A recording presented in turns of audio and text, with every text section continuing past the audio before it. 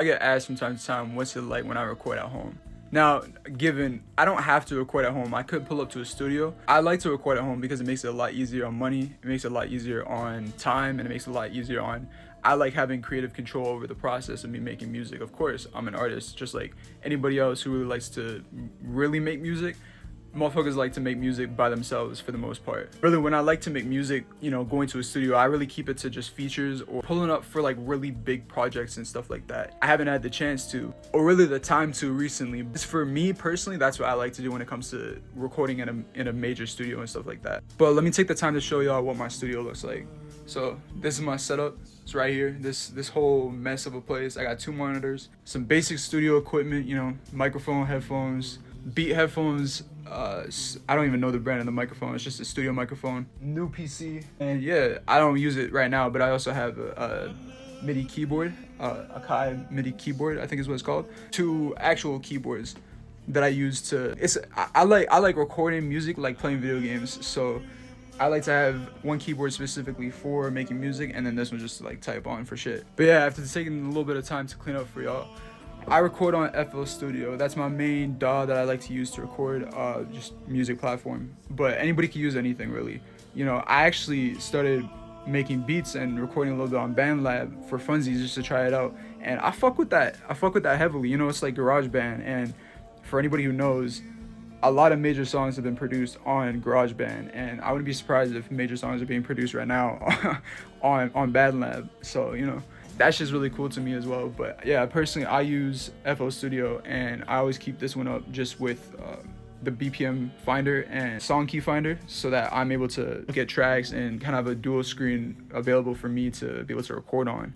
But yeah, personally, I really like this setup a lot because it allows me to be able to, like I said, work on music by myself, or if I want to do a video at some point showing y'all making music, I can do that at the same time. I can be here, and I can even perform from here in my room, which I like to do sometimes on TikTok Live.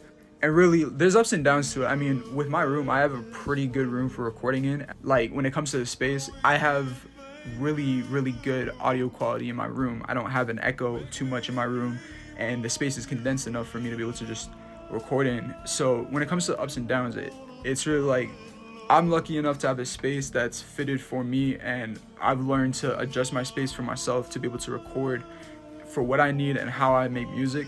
At the same time, recording at home, you have to learn everything yourself. I had to learn everything myself. The only thing I don't do is make beats, but other than that, when it came to the mixing, mastering, learning how to rap, learning how to sing, learning how to write lyrics, and then eventually switching off of writing lyrics to freestyling every song that I make, I had to learn all that shit by myself. And yeah, that's really the ups and downs of it, if I'm being honest. Learning how to fucking use analog equipment, learning how to work with plugins and shit like that. So, the blessing of it is that I got to learn all of it by myself, and I'm really passionate about what I do, in the fact that I never really saw it as anything more than a personal challenge for myself and a learning opportunity. But past that, everything that I had to work on and grow for, I learned through YouTube and learning through watching other people and how they do stuff. And instead of taking and copying it, I turned it into translating it for myself and learned how to take that thing that I wanted to learn and put into my own words, basically.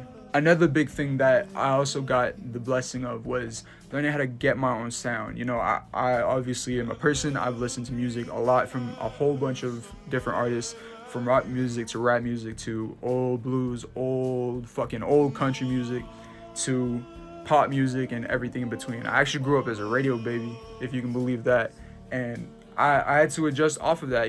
I started off like anybody else, learning how to start with someone else's sound and adjust it to my own. But through working in a home studio and building up my own home studio, which isn't finished, by the way, need I mention, this is just my setup for now, but I'm always evolving it, always taking the time to add on to it. Like, I got these speakers right here. These are brand new speakers. This PC, brand new. This fucking monitor, that's brand new. But everything else you see is somewhere I started with.